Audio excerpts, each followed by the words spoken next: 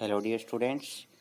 आज हम perfect competition के बारे में डिस्कस करेंगे और हमारा आज का टॉपिक रहेगा कि perfect competition meaning and features, कि पूर्ण प्रतियोगिता बाज़ार क्या होता है और पूर्ण प्रतियोगिता बाज़ार जो उसकी मुख्य विशेषताएं या जिसको हम मान्यताएं कह सकते हैं उनके बारे में आज आप डिस्कस करेंगे। तो आइए शुरू करते हैं। सबसे पहले हम बाज़ार के बारे में जानते हैं। आज जब हम देखते हैं तो मनुष्य की आवश्यकताएं काफ़ी ज़्यादा बढ़ गई है, लेकिन अब अगर हम पुराने समय की बात करें तो मानव की आवश्यकताएं जो थी बहुत ही सीमित थी। तो जैसे जैसे मनुष्य की आवश्यकताएं बढ़ती गई, वैसे वैसे एक मनुष्य जो है वो अपनी आवश्यकताओं के लिए दूसरों के द्वारा किए गए उत्पाद पर निर्भर होता गया और उसी की वजह से जो है बाजार प्रणाली है वो अस्तित्व में आई है। क्योंकि बाजार प्रणाली के अंदर क्या होता है कि हम वस्तुओं का लेन देन करते हैं, तो अगर हम अपनी ज़रूरत की सारी वस्तुएं खुद पैदा कर लेते हैं तो हमें बाजार से वस्तुएं खरीदने की ज़रूरत नहीं रहेगी। लेकिन क्योंकि हमारी आवश्यकता इतनी ज़्यादा हो गई है कि हम अपनी ज़रूरत की सभी वस्तुओं और सेवाओं का खुद प्रोडक्शन नहीं करते, तो ऐसे में हमें जो है अपनी आवश्यकताओं की पूर्ति के लिए बाजार पर निर्भर रहना पड़ता है। तो इसी प्रकार से मनुष्य की आवश्यकताओं में वृद्धि के कारण जो है बाजार अस्तित्व में आया है। तो बाजार जो है एक ऐसी व्यवस्था होती है जिसमें जो क्रेता और जो विक्रेता होते हैं वो आपस में प्रत्यक्ष रूप से मिलते हैं या अप्रत्यक्ष रूप से एक दूसरे के संपर्क में आते हैं। प्रत्यक्ष रूप का मतलब क्या है कि क्रेता विक्रेता से मिलेगा और विक्रेता क्रेता से मिलेगा, और अप्रत्यक्ष रूप से संपर्क का मतलब होता है क्रेता विक्रेता को नहीं जानता और विक्रेता क्रेता को फिजिकली नहीं जानता। जैसे हम ऑनलाइन शॉपिंग करते हैं तो हमें नहीं पता होता कि भी किस व्यक्ति से हमने सामान खरीदा है, और बेचने वाले को नहीं पता होता कि भी किस व्यक्ति को उन्होंने जो पर्टिकुलर सामान दिया है। तो ऐसे में जो है वहाँ पर अप्रत्यक्ष रूप से जी बाजार के अंदर जो एक दूसरे से संपर्क में आते हैं क्रेता और विक्रेता, और इसके साथ वस्तुओं और सेवाओं का लेन देन होता है। तो ऐसी व्यवस्था को हम जब बाजार व्यवस्था कहते हैं। तो जहाँ पर भी क्रेता और विक्रेता एक दूसरे के संपर्क में आते हैं और वस्तुओं और सेवाओं का लेन देन करते हैं तो उसे हम जो है बाजार कहते हैं।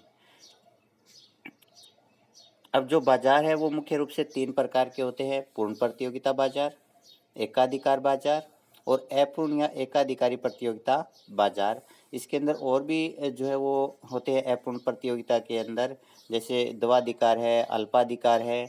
तो मुख्य रूप से बाजार की जो है 3 ही प्रणालियाँ होती है: पूर्ण प्रतियोगिता, एकाधिकार और अपूर्ण या एकाधिकारी प्रतियोगिता बाजार। तो आज हम जो है पूर्ण प्रतियोगिता बाजार के बारे में डिस्कस करेंगे। तो आज के इस लेक्चर के अंदर हम ये डिस्कस करेंगे कि पूर्ण प्रतियोगिता बाजार है उसका अर्थ क्या है, पूर्ण प्रतियोगिता बाजार उसकी डेफिनेशंस के बारे में हम डिस्कस करेंगे और इसकी जो मुख्य विशेषताएं या मान्यताएं हैं उनके बारे में हम डिस्कस करेंगे। सबसे पहले है पूर्ण प्रतियोगिता बाजार का अर्थ। तो पूर्ण प्रतियोगिता बाजार एक ऐसी बाजार प्रणाली होती है जिसके अंदर जितनी भी वस्तुएं बेची जाती है सारी वस्तुएं जो होती है समरूप होती है, और इन समरूप वस्तुओं के बहुत सारे तो क्रेता होते हैं, क्रेता का मतलब खरीदने वाले, और बहुत सारे विक्रेता होते हैं।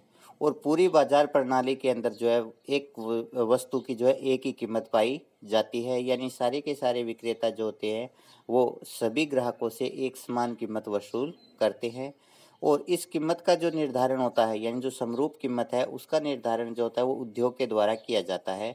जहाँ पर उद्योग की मांग और पूर्ति एक दूसरे के बराबर होगी वहाँ पर जो है वस्तु की कीमत का निर्धारण हो जाएगा, और जो कीमत निर्धारित हो गई है उद्योग के द्वारा उसी कीमत के ऊपर जो है फर्म को अपना सामान बेचना पड़ता है।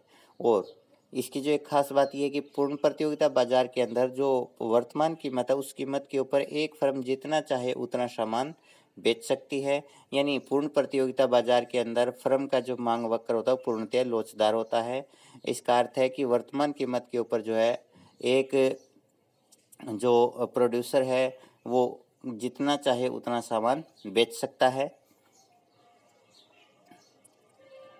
परिभाषाएं प्रोफेसर बिलास के शब्दों में, पूर्ण प्रतियोगिता बाजार की वह अवस्था है जिसमें बहुत सी फर्में होती है तथा सभी एक समान वस्तु का उत्पादन कर रही होती है।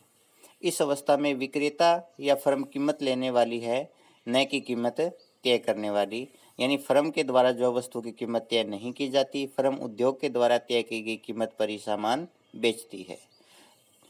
जॉन रॉबिन्सन के शब्दों में पूर्ण प्रतियोगिता तब पाई जाती है जबकि प्रत्येक उत्पादक के उत्पादन के लिए मांग पूर्णतः लोचदार होती है।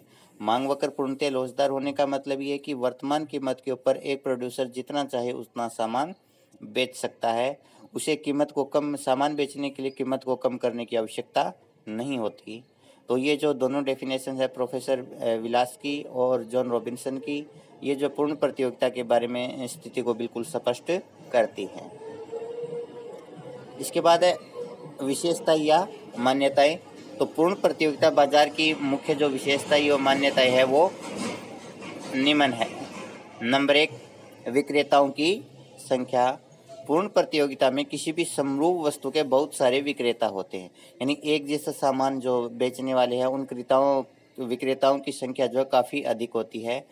किंतु प्रत्येक जो विक्रेता होता है बाजार की कुल पूर्ति का इतना कम भाग पैदा करता है कि वह अपनी पूर्ति में परिवर्तन करके बाजार पूर्ति को प्रभावित नहीं कर सकता। और अगर वो बाजार पूर्ति को प्रभावित नहीं कर सकता, जिसकी वजह से वह जो है कीमत को भी प्रभावित नहीं कर सकता। जैसे मान लीजिए कि भी एक इकोनॉमी के अंदर जो है कुल 1 करोड़ वस्तुओं का प्रोडक्शन हो रहा है और एक फर्म जो है वो 100 वस्तुओं का प्रोडक्शन कर रही है। अब अगर ये फर्म 100 प्लस कर दे कि पहले 100 कर रही थी अब 200 का प्रोडक्शन कर दे तो भी 1 करोड़ में कोई विशेष फर्क नहीं पड़ेगा। और अगर ये माइनस कर दे कि ये किसी भी वस्तु का प्रोडक्शन ना करे या 70-80 वस्तुओं का प्रोडक्शन करने लग जाए तो भी कुल पूर्ति के ऊपर कोई भी विशेष प्रभाव नहीं पड़ेगा। तो ऐसे में अगर कुल पूर्ति को एक विक्रेता या एक फर्म प्रभावित नहीं कर सकती तो वो कीमत को भी प्रभावित नहीं कर सकती, क्योंकि हमें पता है कि पूर्ण प्रतियोगिता बाजार के अंदर कीमत का निर्धारण उद्योग की मांग और पूर्ति के द्वारा निर्धारित होता है। नेक्स्ट है क्रेताओं की संख्या। जिस प्रकार से पूर्ण प्रतियोगिता बाजार के अंदर विक्रेताओं की संख्या काफ़ी अधिक होती है, उसी प्रकार से पूर्ण प्रतियोगिता बाजार के अंदर किसी समरूप वस्तु के क्रेताओं की संख्या भी काफ़ी अधिक होती है। लेकिन प्रत्येक जो क्रेता होता है कुल बाजार मांग का एक बहुत ही छोटा भाग होता है, यानी इतनी कम मांग करता है एक क्रेता कि वो अपनी मांग में परिवर्तन करके बाजार मांग को प्रभावित नहीं कर सकता। और इसलिए एक जो क्रेता होता है वो भी कीमत को प्रभावित नहीं कर सकता, यानी उसे बाजार के अंदर जो कीमत है उसी कीमत पर सामान खरीदना पड़ेगा। तो इस प्रकार से क्रेताओं की संख्या भी अधिक होती है पूर्ण प्रतियोगिता बाजार के अंदर और विक्रेताओं की संख्या भी अधिक होती है। नेक्स्ट है समरूप वस्तु। पूर्ण प्रतियोगिता बाजार के अंदर सभी उत्पादकों द्वारा समरूप वस्तुओं का उत्पादन किया जाता है। समरूप वस्तु का मतलब है कि वस्तु जो होती है रंग, रूप, गुण, आकार, पैकिंग आदि में बिल्कुल एक समान होती है। उन वस्तुओं के अंदर किसी प्रकार का कोई अंतर नहीं पाया जाता और समरूप वस्तु होने की वजह से ही कीमत जो होती है वो एक समान होती है। क्योंकि अगर वस्तुओं में थोड़ा बहुत भी अंतर है, चाहे वो रंग, रूप, गुण, आकार, पैकिंग किसी में भी हो, तो एक उत्पादक जो होता है कीमत में जो है वो अंतर कर सकता है, यानी अलग अलग जो ग्राहक है या अलग अलग वस्तुओं की कीमतों में अंतर पाया जा सकता है। लेकिन क्योंकि वस्तु समरूप होती है इसलिए बाजार के अंदर जो है कीमत भी एक समान पाई जाती है। नेक्स्ट होती है पूर्ण ज्ञान। पूर्ण प्रतियोगिता के अंदर सभी क्रेताओं को पूर्ण ज्ञान होता है। किस चीज़ का पूर्ण ज्ञान होता है कि क्रेताओं को इस बात का ज्ञान होता है कि भी किस स्थान पर वस्तु की कीमत क्या है, इसलिए वे जो होते हैं उस स्थान से वस्तुएं खरीदेंगे जहां पर उन्हें सबसे सस्ती वस्तु मिलती है। तो दूसरा स्थान जहां पर महंगी वस्तु बेचने वाले होते हैं उनकी वस्तुएं बिकती नहीं है, क्योंकि क्रेताओं को पता है कि दूसरे बाजार के अंदर वस्तु सस्ती मिल रही है। तो ऐसे में जो महंगी कीमत पर सामान बेच रहे थे उनको भी कीमत कम करनी पड़ेगी। अगर पूर्ण ज्ञान ना हो कि क्रेताओं को ये पता ना हो कि भी दूसरे बाजार के अंदर वस्तु किस रेट बिक रही है, तो हो सकता है कि वो महंगी वस्तु वाली वस्तु है वो भी खरीद लें। तो पूर्ण ज्ञान की वजह से जो होता है वो एक जो क्रेता होता है वो अधिक कीमत नहीं देता, वो जो उस स्थान से वस्तु खरीदता है जहाँ उसे सबसे कम कीमत पर वस्तु मिलती है। इसी प्रकार से विक्रेताओं को भी पूर्ण ज्ञान होता है। उन्हें इस बात का पता होता है कि भी किस स्थान पर और किन किन लोगों से वे अधिक कीमत ले सकते हैं, इसलिए वे अपनी वस्तु को उस स्थान पर बेचना चाहते हैं जहाँ पर उन्हें अधिक से अधिक कीमत मिलती है। अब इसकी वजह से कि विक्रेता जो होता है वो अधिक से अधिक कीमत लेना चाहते हैं, क्रेता जो होते हैं वो कम से कम कीमत पर सामान खरीदना चाहते हैं। तो ऐसे में जो होता है एक ऐसी स्थिति पैदा होती है जिसमें जो होते हैं कीमत जो होती है वो एक समान हो जाती है पूरी अर्थव्यवस्था के अंदर या पूरे बाजार के अंदर। नेक्स्ट है स्वतंत्रता। पूर्ण प्रतियोगिता के अंदर कोई भी जो पुरानी फर्म होती है वो उद्योग को छोड़ करके जा सकती है, और कोई भी नई फर्म जो होती है वो उद्योग या बाजार में प्रवेश कर सकती है। तो इस प्रकार से फर्मों के बाजार में प्रवेश करने पर किसी प्रकार का कोई प्रतिबंध नहीं होता, और फर्मों के जो है बाजार को छोड़ने पर भी किसी प्रकार का कोई प्रतिबंध नहीं होता। तो फर्में जो होती है उद्योग में प्रवेश करने के लिए और उद्योग को छोड़ने के लिए पूरी तरह से स्वतंत्र होती है। आगे क्रेताओं और विक्रेताओं पर प्रतिबंधों का अभाव। पूर्ण प्रतियोगिता में किसी भी विक्रेता पर उत्पाद की मात्रा को लेकर के कोई प्रतिबंध नहीं होता। किस बात का कोई प्रतिबंध नहीं है कि एक पर्टिकुलर जो विक्रेता है वो केवल इतनी ही वस्तु बेचेगा या किसी वस्तु का जो है इतना ही उत्पादन करेगा। इसी प्रकार से जो क्रेता होता है यानी जो खरीदार होता है उसको भी किसी विशेष विक्रेता से सामान खरीदने के लिए मजबूर नहीं किया जा सकता, और मजबूर अगर कोई मान लीजिए कि भी एक जो क्रेता है उसको ये कह दिया कि भी आपको सामान उसी दुकान से लेना है, अब उस दुकानदार को पता चल जाएगा कि भी ये जो है किसी और दुकान के ऊपर सामान लेने के लिए नहीं जा सकता, तो ऐसे में वो उसको जो है वस्तु महंगी दे सकता है। तो जो क्रेता होते हैं वो स्वतंत्र होते हैं, कहीं से भी सामान खरीद सकते हैं, तो ऐसे में विक्रेता जो होते हैं उनसे अधिक कीमत वसूल नहीं कर सकते।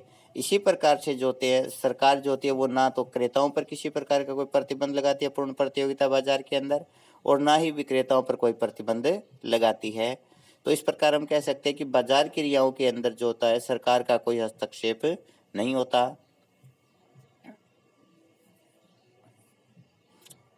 नेक्स्ट है पूर्ण गतिशीलता। पूर्ण प्रतियोगिता के अंदर वस्तु बाजार के अंदर भी पूर्ण गतिशीलता पाई जाती है और साधन बाजार के अंदर भी पूर्ण गतिशीलता पाई जाती है। पूर्ण गतिशीलता का मतलब होता है कि एक जो वस्तु है वो उस बाजार के अंदर जाकर के विक्रय के लिए प्रस्तुत की जाएगी जहां पर अधिकतम कीमत मिलती है। इसी प्रकार से भी जो उत्पादन के साधन हैं वो साधन भी उस उद्योग के अंदर उस स्थान के ऊपर अपनी सेवाएं देने के लिए स्वतंत्र हैं या जा सकते हैं आसानी से जहां पर उनको ज़्यादा से ज़्यादा अपनी सेवाओं की कीमत मिलती है। जैसे श्रम है, श्रम उस उद्योग के अंदर उस स्थान पर काम करने के लिए पूरी तरह से स्वतंत्र है जहां पर उसको अधिकतम कीमत मिलती है। तो इस प्रकार से पूर्ण प्रतियोगिता बाजार के अंदर चाहे वो वस्तु बाजार हो चाहे वो साधन बाजार हो पूर्ण गतिशीलता पाई जाती है, और पूर्ण गतिशीलता भी की वजह से जो है वस्तुओं की कीमतें जो है वो एक समान बन जाती है। नेक्स्ट है यातायात लागतों का अभाव। पूर्ण प्रतियोगिता के अंदर जो यातायात लागत का अभाव होता है कि एक जो व्यक्ति होता है विक्रेता होता है उसे दूसरे स्थान के ऊपर ले जा करके अपना सामान बेचने की आवश्यकता नहीं होती क्योंकि सभी जगह एक ही कीमत पाई जाती है। ऐसे में जो विक्रेता होते हैं वो विक्रेता जो होते हैं अपने स्थान पर ही जो है वस्तुओं को आसानी से बेच सकते हैं। तो ऐसे में जो ट्रांसपोर्टेशन कॉस्ट है यातायात लागत है वो नहीं होती। नेक्स्ट है विक्रय लागतों का अभाव। पहले आप विक्रय लागत जानते होती क्या है कि किसी भी वस्तु की बिक्री को बढ़ाने के लिए जो भी तरीके अपनाए जाते हैं उनके ऊपर जो व्यय करना पड़ता है, जो खर्चा आता है, जो लागत आती है उसे हम विक्रय लागत कहते हैं। जैसे विज्ञापन है, विज्ञापन के ऊपर जो खर्च किया जाता है वो विक्रय लागत का हिस्सा है। कोई किसी स्थान के ऊपर अलग अलग स्थान पर जा करके शोरूम खोलते हैं वो भी विक्रय लागत का हिस्सा है। जो सेलर्स को रखते हैं, सेल्स मैनेजर है, उनकी नियुक्तियां की जाती है अलग अलग स्थानों पर, तो सारे के सारे जो होते हैं वो सेलिंग कॉस्ट का हिस्सा है। लेकिन पूर्ण प्रतियोगिता बाजार के अंदर हमें पता है कि भी सारी की सारी वस्तुएं जो होती है समरूप होती है। अब अगर कोई व्यक्ति अपनी वस्तु का एडवर्टाइजमेंट कर रहा है तो क्योंकि सारी की सारी वस्तुएं समरूप है तो दूसरे जो विक्रेता है वो भी वैसी वस्तुएं बेच रहे हैं तो उनकी वस्तुओं की एडवर्टाइजमेंट ऑटोमेटिक हो जाती है। तो ऐसे में उसे जो है ज़रूरी नहीं कि भी अगर उसने एडवर्टाइजमेंट किया तो उसी की दुकान से वो सामान खरीदेंगे। तो ऐसे में जो विक्रेता होता है वो एडवर्टाइजमेंट नहीं करता। दूसरा, इसके अंदर जो मांग वक्र होते हैं वो पूर्णतः लोचदार होते हैं। इसका मतलब होता है कि भी वर्तमान कीमत के ऊपर जो है एक विक्रेता जितना चाहे उतना सामान बेच सकता है। तो अगर एक विक्रेता अपना सारा का सारा सामान बेच ही सकता है तो उसे जो है किसी प्रकार की विक्रय लागत करने की कोई आवश्यकता नहीं है। तो इस वजह से पूर्ण प्रतियोगिता के अंदर जो होते हैं वो सेलिंग कॉस्ट या विक्रय लागत का अभाव पाया जाता है। नेक्स्ट है समान कीमत। पूर्ण प्रतियोगिता बाजार के अंदर जो है प्रत्येक विक्रेता उद्योग द्वारा निर्धारित कीमत ही ले सकता है। तो ऐसे में जो होती है वो सभी जो विक्रेता होते हैं उनके लिए जो है वस्तु की कीमत एक समान हो जाती है, यानी सारे के सारे विक्रेता जो होते हैं एक समान कीमत के ऊपर सामान बेचते हैं। तो समान कीमत जो पूर्ण प्रतियोगिता की एक महत्वपूर्ण विशेषता है। नेक्स्ट है एआर और एमआर कर्व। पूर्ण प्रतियोगिता बाजार के अंदर कीमत समान होने की वजह से जो होती है फर्म के औसत आय और जो सीमांत आय वक्र है वो एक समान होते हैं। जैसा कि इस डायग्राम के अंदर हम देख रहे हैं, ओ एक्स अक्ष के ऊपर हमने उत्पादन लिया और ओ वाई के ऊपर हमने आगम रेवेन्यू लिया है। तो इसमें आप देखिए ए आर है वो भी 10 है और एम आर है वो भी 10 है। तो ऐसे में जो ये ए आर कर्व जो होता है वो ओ एक्स के समानांतर होता है और एम आर कर्व जो होता है वो भी ओ एक्स के समानांतर होता है। तो इस प्रकार से ए आर और एम आर कर्व जो होते हैं वो पूर्ण प्रतियोगिता के अंदर एक ही होते हैं। इसको आप एग्जाम्पल के द्वारा देखते हैं ऐसा क्यों होता है। तो इस एग्जाम्पल के अंदर हम देख पा रहे हैं कि वस्तु की जो टोटल रेवेन्यू जो होता है पी इंटू क्यू होता है और ए आर जो होता है वो पी होता है, प्राइस होता है। मान लीजिए 10 रुपये कीमत है, एक वस्तु बेच रहे हैं तो टोटल रेवेन्यू 10, 2 वस्तुएं बेच रहे हैं तो टोटल रेवेन्यू 10 गुना 2 20 हो जाएगा, 3 वस्तुएं बेच रहे हैं 10 गुना 3 30 हो जाएगा, 4 वस्तुएं बेचे जो वो 40 हो जाएगा। तो अगर हमारे पास ये टी आर है तो आप ए आर निकालिए। ए आर क्या होता है? टी आर बटा क्यू। तो टी आर 10 बटा 1 10 हो जाएगा, 20 बटा 2 10 हो जाएगा, 30 बटा 3 10 हो जाएगा, 40 बटा 3 4 10 हो जाएगा। तो इस प्रकार से ए आर जो है हमारा 10 आ रहा है। एम आर क्या होता है? डेल्टा टी आर बटा डेल्टा क्यू।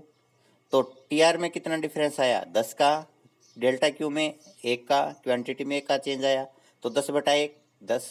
तो यहाँ पर आप देखिए टोटल रेवेन्यू पहले 10 है अब 20 हो गया, तो टोटल रेवेन्यू में कितने का अंतर आया? 10 का। यहाँ पर क्वांटिटी में कितने का अंतर आया? पहले 1 थी अब 2 हो गई, 1 का अंतर। तो टी आर बटा डेल्टा टी आर बटा डेल्टा क्यू यानी 10 बटा 2, ये भी 10 हो जाएगा। इसी प्रकार से कितना अंतर आ रहा है? 10 का, क्वांटिटी में 10 का, तो ये भी 10 ये भी 10। तो इस प्रकार से कीमत समान होने की वजह से टी ए आर और जो एम आर है वो एक समान होते हैं और उनमें कोई भी अंतर नहीं आता, लगातार वो एक समान अंतर एक जो विशेष दर से वो बढ़ते रहते हैं। तो इस प्रकार से हमारे पास में जो पूर्ण प्रतियोगिता बाजार है उसके अंदर ए आर और एम आर कर्व जो होते हैं वो एक समान होते हैं और ओ एक्स के समानांतर होते हैं। नेक्स्ट है फर्म कीमत स्वीकारक होती है। पूर्ण प्रतियोगिता बाजार के अंदर जो फर्म होती है वो उद्योग के द्वारा कीमत जो निर्धारित कीमत होती है उसी पर अपना सामान बेचती है, यानी वह कीमत में परिवर्तन नहीं कर सकती। अब अगर आप कीमत में परिवर्तन की बात करें तो एक फर्म जो होती है कीमत को बढ़ा सकती है, एक फर्म जो होती है कीमत को कम कर सकती है। तो एक फर्म जो है कीमत को कम तो नहीं करेगी क्योंकि जब वर्तमान कीमत पर सारा सामान बिक ही रहा है तो कीमत कम करने की कोई आवश्यकता नहीं है। लेकिन पूर्ण प्रतियोगिता बाजार के अंदर जो है एक फर्म कीमत अधिक भी नहीं ले सकती। तो इसके पीछे जो मुख्य कारण है वो क्या है वो आप देखते हैं। पहले फर्मों की अधिक संख्या, कि फर्मों की संख्या जो वो इतनी अधिक होती है कि एक जो फर्म है वो कुल पूर्ति का एक बहुत ही छोटा हिस्सा जो सप्लाई करती है। तो ऐसे में एक फर्म जो होती है अपनी सप्लाई को चेंज करके उद्योग की सप्लाई को चेंज नहीं कर सकती, उसमें ज़्यादा परिवर्तन नहीं आता, जिसकी वजह से जो होता है वो फर्म जो है कीमत को भी प्रभावित नहीं कर सकती। अगर एक फर्म कुल पूर्ति का एक बहुत बड़ा हिस्सा अगर सप्लाई करती है तो वो अपनी जो सप्लाई को चेंज करके बाजार की सप्लाई को चेंज कर सकती है और साथ में कीमत को भी प्रभावित कर सकती है। लेकिन फर्मों की अधिक संख्या होने के कारण जो होता है एक फर्म जो होती है वो कुल सप्लाई का एक बहुत ही छोटा हिस्सा होती है। ऐसे में एक फर्म जो होती है वो वस्तु की कीमत को प्रभावित नहीं कर सकती। और दूसरा, एक फर्म जो कीमत को इसलिए प्रभावित नहीं कर सकती कि सभी फर्मों की जो वस्तुएं होती है वो समरूप होती है। ऐसे में अगर एक फर्म ने अधिक कीमत ले ली तो क्योंकि वस्तुएं समरूप है तो उसके कीमत बढ़ाते ही जो विक्रेता उसके पास आ रहे थे वो उससे सामान नहीं लेंगे, क्योंकि उनको पता है कि भी दूसरा जो विक्रेता है वो उससे कम कीमत पर सामान दे रहा है। तो ऐसे में अगर एक फर्म अधिक कीमत लेने की कोशिश करती है तो वस्तुएं समरूप होने की वजह से उसके ग्राहक टूट करके दूसरी फर्मों के पास चले जाएंगे, दूसरे विक्रेताओं के पास चले जाएंगे और वो अधिक कीमत नहीं ले पाएगी। और तीसरा होता है कम कीमत लेना अविवेकशील निर्णय। कोई भी फर्म जो होती है वो कीमत कम ले सकती है क्यों, अगर कीमत कम लेगी तो उसके पास में ज़्यादा से ज़्यादा ग्राहक आएंगे। लेकिन अगर वर्तमान कीमत पर ही सारा सामान बिक रहा है तो फिर कीमत कम लेना अविवेकशीलता होगी, मूर्खता की बात होगी। क्योंकि कीमत कम करने का फायदा तो तब है जब अगर आपका सामान ना बिके तो आप सामान बेचने के लिए कीमत को कम कर रहे हो।